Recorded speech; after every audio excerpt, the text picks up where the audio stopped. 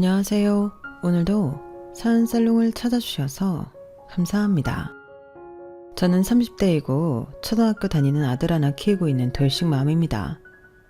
현재 저는 해외 직구 관련 사업을 하고 있어요. 남편과 결혼하기 전부터 사업을 하고 있었어요. 그리고 전 남편과는 작년에 이혼했는데 결혼 생활은 9년 정도 했었죠. 제가 이렇게 사연을 보내게 된 이유는 제가 9년 동안 너무 힘들게 살았기 때문이에요. 누가 고생 한번 오지게 해보라고 시킨 결혼도 아닌데 고른다고 나름 고른 남자가 진짜 최악의 남자였더라고요. 저도 한때는 행복한 꿈을 꾸며 결혼한 여자였거든요. 전 남편은 아는 언니의 소개로 만났고 대화가 잘 통해 2년 정도 연애를 했는데 연애하는 동안은 정말이지 아무 문제도 없었어요. 2년을 많은 동안 사소한 다툼도 없었다고 하면 믿으실 수 있으실까요? 그만큼 전 남편은 전적으로 저에게 맞추는 사람이었는데 그렇다 보니 이런 남자라면 결혼해도 행복하게 살 수 있을 거라는 확신을 갖게 되었어요. 제가 그때도 지금보다는 규모가 훨씬 작았지만 사업을 하고 있었거든요. 그리고 전 남편은 평범하게 회사에 다니고 있었는데요. 바쁜 건 제가 좀 더 바빴고 버리는 그 사람이 더 나았죠. 그래서 어찌 보면 그 사람 입장에서는 제가 하는 일이 가성비 떨어지는 일이라고 생각할 수 있는데 그래도 제가 제 일을 좋아하니까 존중해줬어요. 그렇게 남들 하듯 어느 연인처럼 같이 있으면 좋고 헤어질 때는 아쉬운 그런 연애를 했는데 결혼을 결심할 때도 홀어머니가 계시다는 것 외에는 특이한 점도 없었어요. 홀어머니라고 해도 당시 50대로 연세가 많은 편도 아니었고 18평 작은 빌라긴 했어도 당시 명의의 집도 갖고 계셔서 아들 덕을 바라는 분도 아니었는데 제가 결혼 허락을 받으러 집에 갔을 때도 시어머니는 똑소리가 나는 분이셨죠. 어서 와요. 얘기 많이 들었는데 우리가 드디어 얼굴을 보네요. 어차피 내 며느리 데리고 온 거니 말라도 되죠. 내가 가식적으로 격식 차리고 그러는 건 좀 별로라. 아, 네. 편하게 말씀하세요. 그래요, 그럼. 보다시피 우리 사는 게 이래. 그래도 남의 집살이 하는 거 아니고 대출금도 다 갚아서 걱정할 것도 없는데 다만 여윳돈은 없어서 내가 니들 결혼한다고 해도 뭘 해줄 능력은 없다. 그냥 둘이 알아서 하고 나는 그냥 혼주 한복 한 벌만 해다오. 그래도 신랑 측 엄마인데 한복은 입어야지. 이렇듯 시어머니는 저희한테 도움을 주진 못하지만 결혼도 그렇고 저희가 살면서 저희가 당신을 도와주진 않아도 된다고 말씀하셨는데 남편한테 듣기도 시어머니는 당신 생활비도 벌어서 해결하신다고 하셨어요. 왜 자식이랑 같이 살면 자식한테 생활비나 용돈 같은 걸 바랄 수도 있는데 필요 없다고 장가갈 때 쓸 돈이나 모으라고 했다는데 그때 처음 겪은 시어머니는 화끈하고 기명기고 아니면 아닌 멋진 분이셨어요. 아들인 남편은 그래도 많이 우유부단 남편이었는데 시어머니는 정반대 성격이시더라고요. 그리고 그 성격이 저랑 제법 잘 맞는다고 생각했는데 그래서 경솔하지만 저는 시어머니랑 잘 맞는 며느리가 될 거라고 생각했어요. 친구 같은 고부 사이는 아니더라도 피곤한 고부 사이는 되지 않을 것 같아 나름 자신이 있었죠.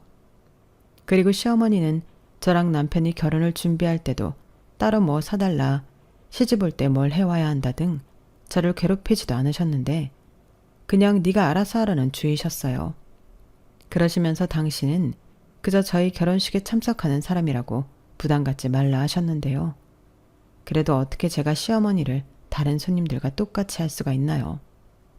그래서 저도 나름 할 도리는 다 하고 그 집에 시집을 갔죠. 그렇게 저는 결혼 준비를 하면서 큰 문제도 없었고 둘 다 돈이 넉넉하진 않았기에 20평대 아파트 전세를 얻어 신혼살림을 꾸렸는데요. 그러려고 한 건 아니지만 남편이 홀로 계실 자기 엄마를 많이 걱정해서 신혼집을 시댁과 제법 가까운 곳에 구했어요. 아무래도 둘이 살다 엄마 혼자 살아야 하는 거잖아. 물론 우리 엄마가 건강이 안 좋거나 그런 건 아니지만 그래도 혼자 계시다 도움이 필요할 수도 있으니 당분간은 가까운 곳에 우리가 있었으면 좋겠어. 이렇게 말을 하니 저도 그 부분을 존중해주고 싶더라고요. 저는 시집 오기 전부터 월세긴 했지만 원룸에 혼자 살아서 굳이 친정과 가까이 살고 싶은 마음은 없었는데 남편은 그럴 수 있다고 이해했어요. 다만 처음엔 이 정도일 줄은 상상도 하지 못했는데 남편이 자기 엄마 걱정하는 마음이 생각보다 커서 순간순간 당황하긴 했었죠. 주말이면 점심이든 저녁이든 자기 집에 가서 시어머니와 밥을 먹고 싶어 했는데 그때도 제 눈치를 엄청 보더라고요. 사실 그럴 필요도 없었는데 저는 더 괜찮다는 듯 시어머니를 챙기려고 했고 그게 남편의 고단수 수법이라는 건 아주 나중에 깨닫게 되었죠. 그리고 돌이켜보면 주변에서 이럴까봐 저에게 힌트도 많이 줬는데 저는 멍청하게 그걸 알아차리지 못했어요. 친구고 아는 사장님이고 주변에서는 저더러 첫 단추를 잘못 깨면 골치 아프다고 시댁에 가는 건 자제하는 게 좋겠다고 했는데 저는 그런 부분에선 시어머니와 문제가 될 일이 없다고 생각해 대수롭지 않게 생각했어요. 그리고 저랑 결혼해서 제 남편이지만 그 이전엔 시어머니 아들이니 남편이 시어머니를 챙기려 하는 건 어쩌면 당연하다고 생각했는데요. 하지만 시간이 지나니 이게 아니라는 걸 깨닫게 되었죠. 그게 제가 생각한 수준이 아니더라고요. 어쩐지 남편은 저랑 같이 살아도 자기 엄마한테 많이 의지하는 것 같았는데 그걸 인지하기까지는 시간이 많이 걸렸어요. 제가 결혼하고 일이 많이 바빠져서 정신이 없었거든요. 그렇다고 제 남편이 마마보이 그런 것도 아니었는데 만약 그랬다면 9년씩이나 같이 살지 않았겠죠. 그리고 다시 제 변명을 좀 하자면 사업하는 입장에서 물 들어올 때 노를 저어야 한다고 사업이 잘 풀릴 때 더 빡시게 일을 했는데 그땐 시어머니가 바쁜 며느리 도와주신다고만 생각했어요. 훗날 이게 스트레스가 될 줄은 정말 몰랐죠. 아가, 내가 네 집에 밑반찬이랑 김치 좀 새로 담가서 갖다 놨다. 그리고 네가 많이 바쁘긴 한지 청소도 안 돼서 엉망이라 내가 청소 좀 했고 빨래도 너무 쌓여서 내가 세탁기 돌려 널어놨어. 아무리 바빠도 여자가 자기 살림에 소홀히 하면 안 돼. 아, 네, 감사합니다. 제가 요즘 정말 눈코 뜰 새 없이 바빠서. 미리 알려주셨으면 좀 치우고 나오는 건데요. 죄송해요. 다음에는 미리 연락 주시면 주의하겠습니다. 주의는 무슨? 그럼 내가 온다고 할 때만 하려고? 그러지 말고 네가 좀 더 부지런을 떨어. 나도 일하면서 살림하고 애 키워봐서 아는데 다 할 수 있는 거다. 네. 이렇듯 시어머니는 저를 도와주시러 오셨다가 그 건수로 저에게 잔소리를 하셨는데 어차피 제가 좋아하는 반찬이 아닌 당신 아들이 좋아하는 반찬만 한가득 가져오시는 거지만 저는 실은 내색을 하진 않았어요. 어찌됐든 신경을 써주신 호의가 있으니 그저 감사하다고만 할 뿐이었는데요. 속마음은 부담스러웠죠. 도둑이 제발 저린다고 제가 살림에 신경을 쓰지 못하니 그걸 불시에 들키는 게 좋을 리가 없었으니까요. 그리고 시어머니의 잔소리도 따지고 보면 다 맞는 말이었는데 그래도 억울한 부분도 있었어요.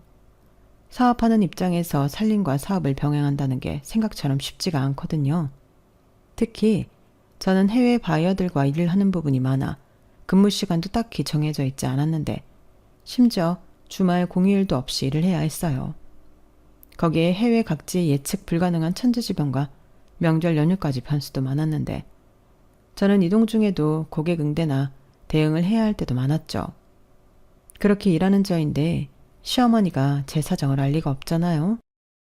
그렇다고 그걸 알아달라고 제가 설명하는 것도 모양새가 우습고 그래서 그저 죄송하다 감사하다 이런 말로 그런 상황을 넘겼는데 그때도 말만 하지 않고 수고비라고 하면 좀 그렇지만 감사한 마음에 용돈도 챙겨드리고 그랬죠. 그 후로 시어머니는 용돈 때문인 건지 더 재미가 들려 저희 집에 자주 오셨는데요. 그때 남편이 많이 좋아하더군요. 그리고 농담인지 뭔지 이렇게 살 바엔 자기 엄마랑 같이 사는 게 낫겠다며 정신 나간 소리도 했었는데 무슨 좁아 터진 전셋집에서 시어머니를 모시고 살겠다는 건지 제가 펄쩍대며 그딴 소리 하려면 자기가 다시 어머니 집에 가서 살아 라고 하니까 그때는 그냥 웃으며 농담이라고 하더군요. 농담은 개뿔 하나도 재미있지 않았는데 시어머니 정색하며 내가 왜 니들이랑 같이 사냐? 나는 지금이 좋다. 얼마나 편하고 좋은데? 라고 하셨고 그 말을 듣고 저는 내심 다른 건 몰라도 시어머니와 그 부분에 대해서는 잘 맞아 천만다행이라고 생각했어요. 그렇게 결혼하고 1년이 조금 넘어 저는 예정이 없긴 했지만 임신을 하게 되었는데요. 시어머니는 일을 줄이고 조심하라고 하셨지만 차마 그럴 수는 없었어요. 당시에는 직원도 따로 없어서 하나부터 열까지 제 손으로 전부 해야만 일이 진행이 됐는데 임신했다고 쉴 수는 없었죠. 그런데 정작 쉬고 싶은 사람은 쉬지도 못하는데 남편이 대형 사고를 쳤고 그 사고는 저랑 상의도 없이 회사를 그만둬 버렸답니다. 저는 남편의 갑작스러운 퇴사 소식에 당황해서 화를 냈어요. 그렇잖아요. 저는 아이 때문에 예전만큼 벌 수도 없을 텐데 남편이 말도 없이 퇴사를 해버렸으니 당장 아이 낳고 먹고 살 걱정을 해야만 했으니까요. 하지만 남편은 다 자기를 위해서 그랬어. 자기 혼자 일하기 힘들잖아. 나도 이참에 자기 하는 일 배워서 같이 하면 좋지. 내가 버는 월급보다 자기가 버는 수입이 훨씬 높은데 올인을 하려면 여기에 올인하는 게 맞지. 안 그래? 라고 말하며 자기도 다 생각이 있어 사표를 냈다고 했는데요. 가뜩이나 임신해서 예민한데 그때부터 남편이 마음에 안 들기 시작했어요. 그래도 이미 엎어진 물이었고 냈다는 사표는 수고해 올 수 없으니 그대로 수리가 되었는데 그 뒤로는 좋든 싫든 남편이랑 제 일을 같이 해야만 했어요. 그러면서 남편이랑 약속을 하나 했는데 딱 2년만 같이 해보고 아니다 싶으면 직장을 구하기로 찰석같이 약속을 했죠. 그리고 어쩔 수 없이 일이 이렇게 되었으니 저는 몸조심하며 남편에게 하나하나 일을 가르쳤는데 남편이 편하게 직장 생활만 해서 그런지 영 감을 잡지 못하더군요. 사업을 하려면 어느 정도 머리가 돌아가야 하는데 남편은 그렇지 못했어요. 거기에 세상 물정도 너무 몰라서 남이 하는 말은 전부 진짜라고 믿었는데 저 모르게 제 회사 돈도 여기저기 많이 빌려준 거 있죠. 사업하는 사람들끼리는 가급적이면 업무적인 돈거래를 제외한 개인적인 돈거래는 안 하는 게 좋은데 남편은 이자를 더 주겠다는 말을 믿고 자기 돈도 아니면서 돈을 빌려줬어요. 그리고 저에게 자기야, 내가 사업을 좀 해보니까 나 은근 적성에 잘 맞는 것 같아. 이대로면 나 금방 부자 될 것 같은데 우리 애기 나오면 전세 만료 시점에 맞춰서 큰 집 사자. 우리 엄마 사는 집 팔고 우리 전세 보증금 합친 다음에 대출 조금 끼면 한 40평대 아파트 갈 수 있지 않을까? 라며 또 말도 안 되는 소리를 자신만만하게 했는데 저는 대답 대신 한숨을 쉬었죠. 왜 결혼 전에는 좋은 점이라고 생각한 부분이 결혼하면 제일 싫은 점이 된다고 하더니 그 말이 정말이더라고요. 저는 성격이 긍정적이지 못해 걱정을 미리부터 많이 하는 편이었는데 남편은 밑도 끝도 없이 긍정적이고 또 사람이 밝아서 제가 좋아했거든요. 그런데 막상 결혼해서 같이 사니 그 부분이 제일 열받는 부분이었는데 저는 됐고 앞으로는 1,000원짜리 한 장도 회사 돈 가지고는 마음대로 하지 말라고 따끔하게 경고했는데 남편은 제 말이 서운했는지 그 다음 날부터 출근도 하지 않더군요. 그래서 저만 생고생을 해야만 했어요. 남편 월급이 있으면 그래도 어느 정도 쉬엄쉬엄 할 수 있을 텐데 그게 아니다 보니 저는 쉴 수도 없었고 그 점을 시어머니는 딱하게 보시면서도 자기도 그렇게 혼자이므로 어린 남편이랑 살았다며 나도 했는데 너도 할 수 있지. 그래도 너는 네가 사장이잖아. 라고 제 엄장을 질렀어요.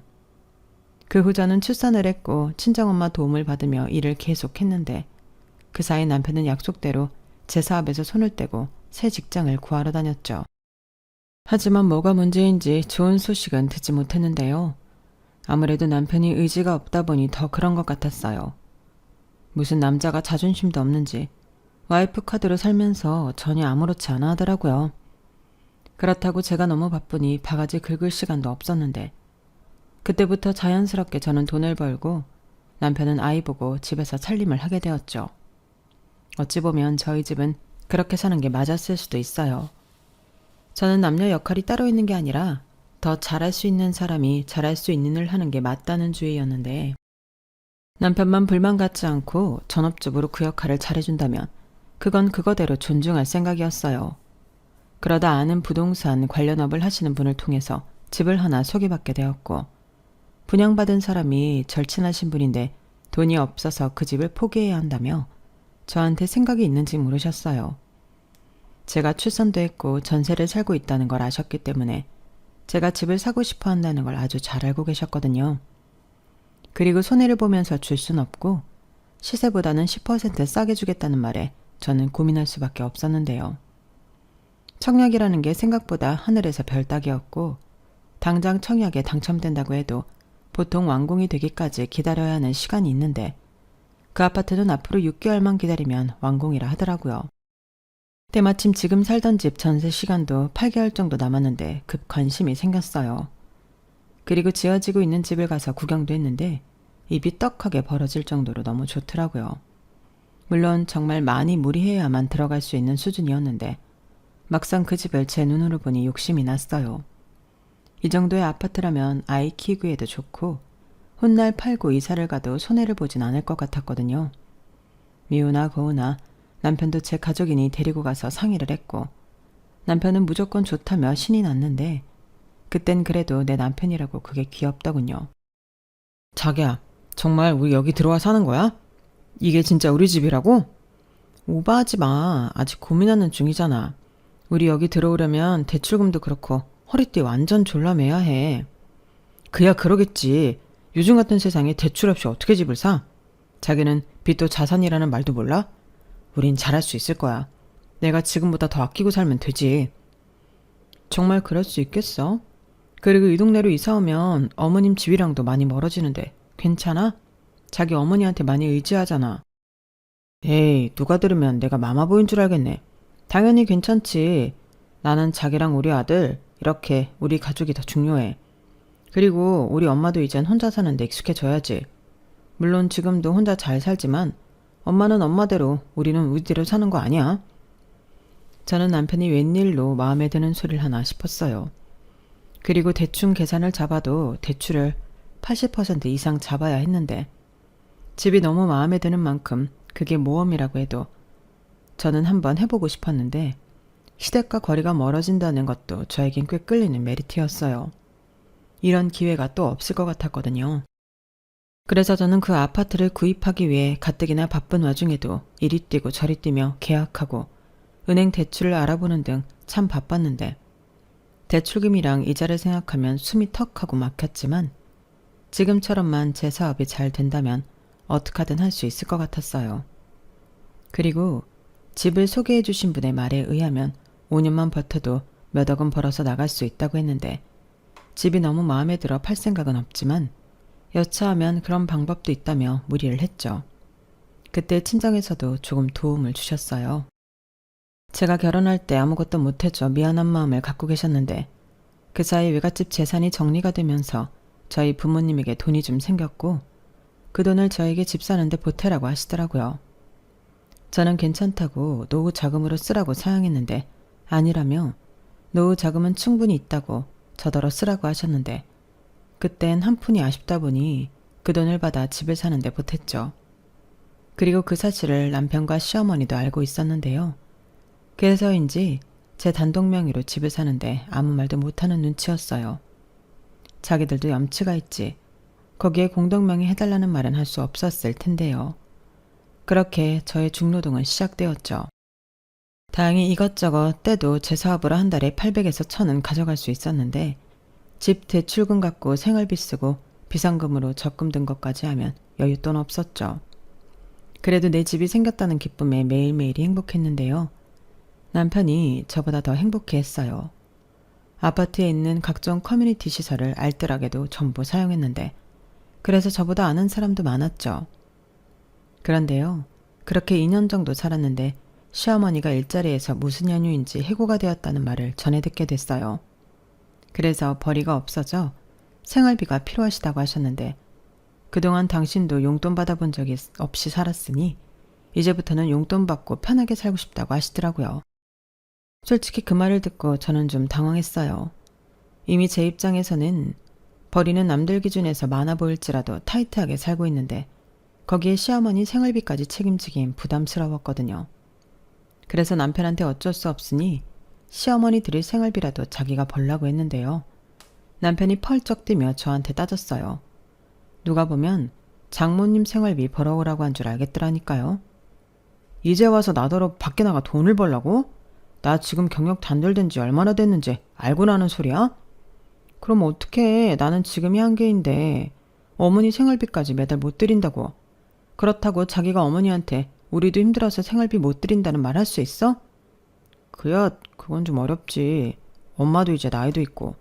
그러니까 하는 소리잖아. 내가 뭐 우리 생활비 벌어오래? 아님 우리 친정해줄 생활비를 벌어오래? 무조건 안 된다고만 하지 말고 무슨 수를 내봐. 정 경력 단절돼서 직장 구하는 게 어려울 것 같으면 자격증 같은 거라도 따서 할 수 있는 일을 찾아보든가. 지금 자격증 공부해서 언제 따고 언제 그걸로 돈을 벌어. 그러면 불만만 갖지 말고 자기가 방법을 찾아. 이제 우리 유리 어린이집에 가니까 자기도 시간 있잖아. 저는 상황이 상황인지라 남편을 쪼을 수밖에 없었어요. 그리고 남편도 자기 엄마 생활비라 외면할 수도 없는지 몇 날 며칠 머리를 싸매고 뭘 찾아보는지 손에서 핸드폰을 내려놓을 줄 몰랐는데 제가 뭐 하냐고 물으면 방법을 찾고 있는 중이라고 짜증을 부리더군요. 저는 그래서 그냥 남편 스스로 움직일 때까지 기다렸어요. 제가 아무리 생각해도 남편이 뭘 하든 나가서 벌어야만 되는 상황이었고 제가 옆에서 뭐라고 하면 더 하기 싫을 테니 스스로 어쩔 수 없다는 걸 인정하고 구직 활동을 하길 바라고 있었죠. 그런데 하라는 구직 활동은 하지 않고 남편은 좋지도 않은 머리를 굴려 제 뒤통수를 치려 했는데 그새 또 시어머니를 모시고 살자는 겁니다. 같이 생활하면 생활비도 따로 줄 필요 없고 우리 집안 살림도 엄마가 다 해줄 거라며 무슨 대단한 아이디어라도 낸 듯 혼자 신나서 주둥이를 나불거렸는데 진짜 싫었어요. 기껏 방법을 찾는다는 게 어머님이랑 합갑을 하자고? 그래, 내가 아무리 생각해도 그것만한 게 없어. 같이 살면 생활비야 지금보다 조금 더 들긴 하겠지만 그 정도는 당신이 커버할 수 있잖아. 게다가 우리 엄마 이제 일도 안 하면 적적할 테고 겸사겸사 효도도 하면 좋지. 좋기는 뭐가 좋다는 거야. 그럼 나더러 힘들게 일하고 들어와서 시집살이를 하라고? 무슨 우리 엄마가 시집살이를 시키냐? 우리 엄마 그런 사람 아니야. 그건 자기도 잘 알면서. 그리고 내가 일을 하기 싫어서 하는 소리가 아니고 현실적으로 생각하면 그렇다는 거지. 조금 더 가능성 있는 걸 얘기하는 거야. 가능성 얘기하지 말고 노력이라는 걸 하고 말해. 자기 어디 이력서라도 넣어봤어? 넣어봤자라니까. 자기는 내가 이력서 넣고 떨어져서 자존감 떨어지는 걸 보고 싶어 그러냐? 내가 아무리 지금은 전업을 하고 있어도 나도 가장이고 남자야. 돈 좀 번다고 살아 무시하면 안 되지. 가장 좋아하네. 저는 남편의 말에 어이가 없어 코웃음이 났어요. 언제부터 돈도 안 버는 남자가 집안의 가장이었죠? 저는 지금껏 제가 저희 집 가장이라고 생각하고 살았는데 남편 말을 들으니 뭔가 억울한 마음이 들었어요. 그럼 도대체 이 사람은 저를 이 집에서 어떤 존재라고 생각하고 살았을까요? 그리고 그 일로 남편과 실랑이를 하며 사이가 멀어지기 시작했는데 남편은 자기 엄마는 좋은 사람인데 제가 이유도 없이 자기 엄마를 나쁜 시어머니로 만들어 합가를 거부한다고 말도 안 되는 주장을 했어요. 물론 그때까진 시어머니가 나쁜 사람이라고 생각한 적은 없었는데 내 부모도 불편한데 시어머니랑 같이 사는 건 너무 불편한 일이었어요. 그래서 저는 처음부터 끝까지 이제는 남편이 적더라도 돈벌이를 하는 게 좋다는 생각이었는데요. 이 남자는 도대체 뭐가 그렇게 무서운 건지 도통 일자리를 구할 생각이 없더군요. 막말로 자기 엄마 생활비인데 막노동이라도 해야죠.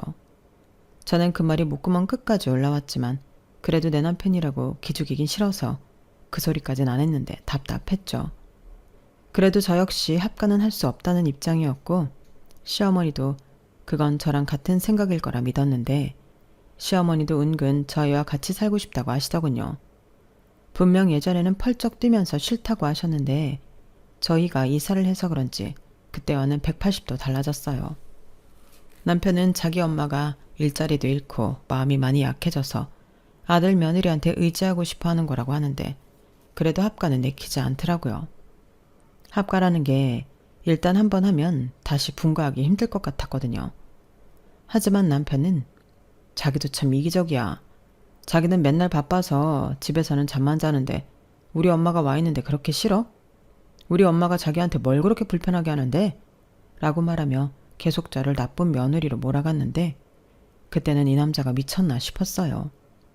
남들 같으면 돈 버는 와이프 떠받들고 산다고 하는데 간이 아주 배밖에 나왔더라고요. 그리고 이건 좀 치사할 수도 있는데 그때 당시 저는 저 아니면 이 넓고 좋은 아파트에서 살 수도 없으면서 저딴 말을 하나 화가 났는데요. 마치 저를 돈 벌어다 주는 기계로 아는 것 같아 열받더군요.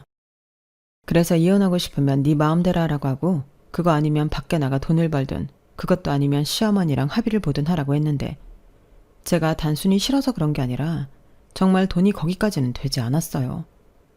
남편은 지금보다 더 열심히 해서 돈을 더 벌면 되지 않냐고 했지만 그것도 현실과는 먼 얘기였죠. 제가 돈을 덜 벌고 싶어 몸을 사리는 게 아니었으니까요.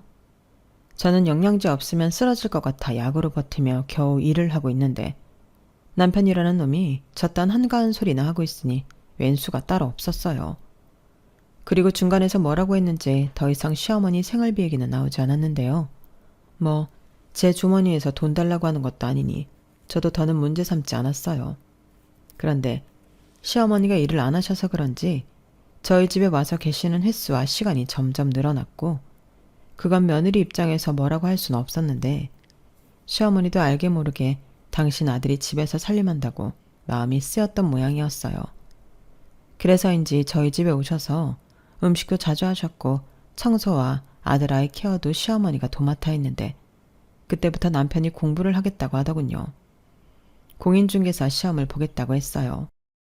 내가 곰곰이 생각을 해봤는데 자기 말이 맞는 것 같아. 언제까지 내가 자기만 보려고 할 수는 없고 나도 우리 집의 미래를 위해 뭔가 해야 한다고 생각했는데 이제라도 준비 잘해서 공인중개사 시험 보려고. 공인중개사? 되기만 하면 너무 좋지. 그치? 나도 그렇게 생각해. 유리도 많이 컸고 엄마도 전보다 자주 와서 살림도 도와주고 하니까 남는 시간에 공부 좀 빡시게 해보려고. 내가 알아보니까 공인중개사가 정년도 없고 평생 직업으로 왔다야. 저는 남편의 말에 되기만 하면 너무 좋겠다는 마음으로 응원하겠다고 했어요. 시어머니와 합가는 싫지만 시어머니가 많이 도와주고 계신 것도 사실이었고 시어머니가 생활비 얘기도 하지 않으니 그 부분은 어떻게 해결이 됐나 보다 하고 있었는데 한 해가 지나고 또 한 해가 지나도 남편의 합격 소식은 깜깜무소식이었죠. 그럴 수밖에요. 남편은 공부한다고 책상에만 앉아있을 뿐 공부를 하지 않았거든요. 인강만 내내 틀어놓고 자기는 핸드폰만 하고 있는데 공부를 하는 게 아니라 공부하는 척만 하고 있었어요. 인간 수강료도 싼 것도 아니었는데 제 속만 타들어갔죠. 급기야 저는 이럴 거면 때려치우고 편의점 야간 알바라도 찾아서 하라고 했는데요. 그땐 자기도 자존심이 많이 상했는지 입이 대빨 나왔어요. 남자가 나이를 먹으면 애가 된다고 하더니 아들이랑 정신 연령이 비슷하더라고요. 그리고 전보다 저희 집 막내가 잦은 시어머니는 제가 당신 아들한테 잔소리하는 걸 싫어하셨는데요. 어느 부모가 자기 자식이 당하는 걸 좋아하겠냐마는 뻔히 아들이 놀고 먹는 걸 알면서 아들 편을 든다는 게 저는 서운했어요. 적어도 제 편은 아니어도 좋으니 아들 편만큼은 들지 마셨으면 좋겠다고 생각했는데 팔은 안으로 굽는다고 저희 시어머니도 어쩔 수 없는 시자였죠. 그렇게 말도 안 되는 거지 같은 결혼 생활을 했어요. 이쯤 얘기하면 그딴 남편 진작에 버렸어야지 왜 끼고 살아서 그 고생을 하냐고 생각하시겠지만 아이가 있으니 그것도 쉽게 결정할 수는 없었죠. 한심한 남편은 맞았지만 바쁜 엄마 대신 아이한테는 친구 같고 다정한 아빠였거든요. 그리고 제 속도 모르고 아파트 단지 여자들은 남편이 너무 성격이 좋다며 저더러 부럽다고 했는데요. 저는 제 귀를 의심했죠. 그래도 이상한 남편이랑 산다고 소문이 난 건 아니니 좋은 게 좋다고 생각하며 넘겼고 저는 제 일에 전념했는데 다행히 감사하게도 매출은 꾸준히 늘었어요. 사실 아파트 이사하고 너무 불안해서 취급하는 상품을 늘렸고 고가 명품도 취급하면서 마진율을 높였는데 매입해오는 가격도 높아서 중간에서 사고가 날까 걱정하며 일을 했어요. 그리고 명품은 시세라는 게 있어서 매입 시기도 중요했는데 고객도 금액이 크다 보니 예민한 사람도 많아졌죠. 그렇게 힘들게 일을 해서 돈을 버는데 남편이라는 건 마누라 등에 빨대 꽂고 편하게 살려고 하다니 이러려고 결혼한 건 아니었는데 주변에서 얼마를 벌든 돈을 버는 남편을 가진 여자가 부러울 지경이었어요. 그러다 우려했던 일이 벌어졌는데요.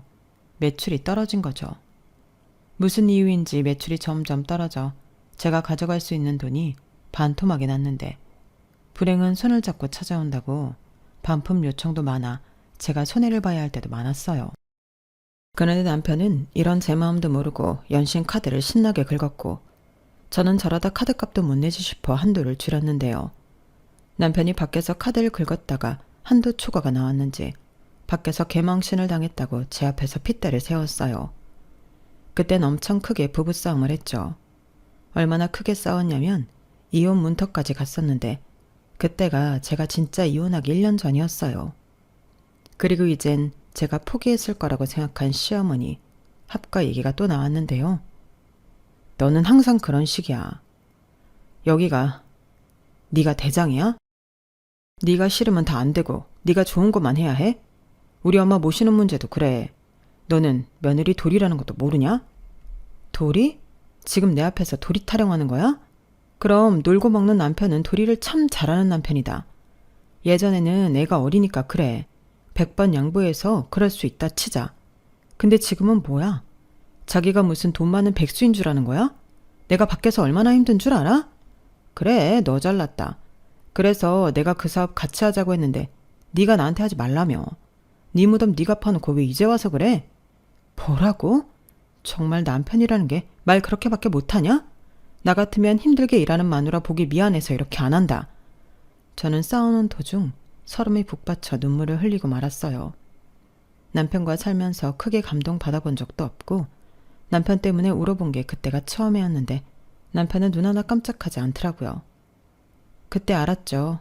내가 그동안 헛고생만 했다는 것을요.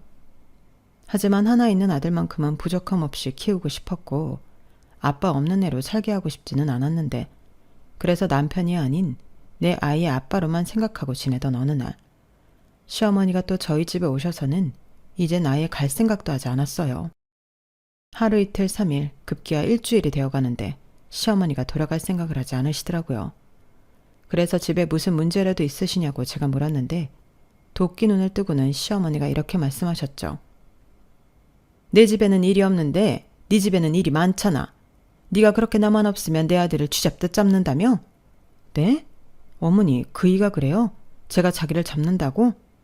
어쩜 어머니는 같은 여자면서 제 입장은 헤아려주지 않으세요? 어머니 아들 저랑 결혼하고 직장 생활한 시간보다 놀고 먹은 시간이 훨씬 길어요. 그 사이 저는 혼자 뼈 빠지게 일했고 그렇게 번 돈 어머니 아들은 펑펑 쓰고 있었다고요. 그런데 제가 싫은 소리도 못하고 살아요? 해도 정도가 있지. 네가 그렇게 네 서방기를 팍 꺾어놓고 살면 제가 어딜 가서 무슨 일을 하겠니? 내 아들이 네가 아는 것처럼 그렇게 한심한 인간이 아니야. 뭐라도 할 수 있는 앤데 네가 내 아들을 망쳐놓은 거지? 어머니가 그렇게 말씀하시면 저 서운해요. 제가 뭘요? 됐다. 나는 네가 내 생활비 문제로 내 아들한테 뭐라고 했을 때부터 너는 글렀다고 생각했다. 이제 다 필요 없고 나 집 팔아서 더 갈 곳도 없으니 넌 쓰는 안방 내놔라. 네? 집을 팔아요? 아니 지금 그게 무슨 말씀이세요? 무슨 말씀이긴 말 그대로야. 집 팔았어. 내가 생활비를 어디서 썼겠니? 대출 받아 썼고 그거 갚으려고 집 팔았다. 나 이제 집도 절도 돈도 없어. 그럼 어떡하니? 여기서 살 수밖에. 그리고 엄연하게 내가 제일 어른인데 안방은 내가 쓰는 게 맞지. 안 그러니? 저는 시어머니 말에 놀라서 뒤로 자빠질 지경이었어요. 아니 이 사람들은 왜 상의라는 걸 하지도 않고 자기들 멋대로 사고를 치고 저에게 빌붙는 걸까요? 그리고 저는 시어머니의 안방 내놓으라는 말에 이성의 끈이 뚝 끊어져 버렸는데요. 이 인간들이 무슨 자격으로 저라는 건지 천불이 올라왔어요. 그래서 다 필요 없으니 내 집에서 둘이 사이좋게 나가라고 소리쳤는데 아이는 울고 남편은 어른 앞에서 무슨 말버릇이냐고 적반하장으로 나왔죠. 그러자 이번에도 시어머니는 자기는 못 나간다고 정 자기를 내보내고 싶으면 그동안 자기가 저희 집에서 일해준 값을 달라고 했는데요. 저더러 5천만 원을 내놓으라고 하셨어요. 5천만 원이요? 그래, 벌써 세월이 몇 년이냐? 그 사이 물가도 많이 올랐고 네가 방금 그랬잖아. 네 집이라고. 그러니 집주인이 네가 나한테 수고비를 줘야지. 그 돈 주면 내가 순순하게 이 집에서 나가주마. 진짜 도둑이 따로 없네. 제가 언제 어머니더러 저희 집 와서 일해달라고 했어요. 그리고 저 그때마다 용돈 드렸는데요. 오히려 여기에서 제 허락도 없이 숙박을 하셨으니 숙박비를 내셔야죠. 뭐야? 너는 어떻게 된 애가 하나부터 열까지 돈돈돈거리냐? 그러니까 내 아들이 너한테 질린다고 하는 거야. 엄마, 그 얘기를 여기서 왜 해? 그리고 너도 그렇다. 우리 엄마가 집까지 팔고 왔다고 하는데 꼭 이렇게까지 해야 해? 집도 절도 없는 우리 엄마를 내쫓겠다고? 왜 어머니만 얘기해? 당신도 나가. 내가 분명히 말했지. 합가는 내 사전에 없다고. 진짜 너무한다. 상황이 이런데 끝까지 이럴 거야? 그냥 자기가 양보해. 이렇게 된 이상 우리가 엄마 모시고 살 수밖에 없잖아. 집 넓은데 뭐가 문제야? 그래서 나더러 정말 앙빵을 내놓으라고? 그러면 뭐 어디서 큰일이라도 나니? 어차피 잠만 자는 방 어디든 상관없지. 맞아, 상관없지. 그 입 다물어. 네가 말하는 것처럼 나는 잠만 자는 이 집 유지하려고 내가 얼마나 쇠가 빠지게 일하는 줄 알아? 다 필요 없으니까 나가. 나가서 너나 네 엄마 실컷 모셔. 저는 순간 눈이 뒤집혀 남편한테 닥치는 대로 물건을 집어 던졌어요. 자기들이 이렇게 나오면 제가 순순하게 합가를 할 거라고 생각한 건지 너무 화가 나더라고요. 그래서 미친 여자처럼 남편에게 달려들었고 말리는 시어머니까지 싸잡아 현관 밖으로 밀어냈는데 저도 어디서 그런 괴력이 나왔는지 신기할 정도였어요. 그리고 저는 도어락 건전지를 서둘러 뺐는데 도어락이 먹통이 되니 문을 두드리고 발로 차고 밖에서는 난리가 났어요. 덕분에 이웃집에서 경찰에 신고가 들어갔는지 경찰이 출동했고 저까지 경찰 앞에서 구질구질한 가정사를 얘기할 수밖에 없었죠. 경찰은 그저 가족끼리 일이니 원만하게 해결하라고 하더군요. 원만한 개뿔. 그게 될 것 같으면 이렇게도 하지 않았는데 저는 이런 인간들이랑은 더는 가족으로 함께할 수 없다고 생각했죠.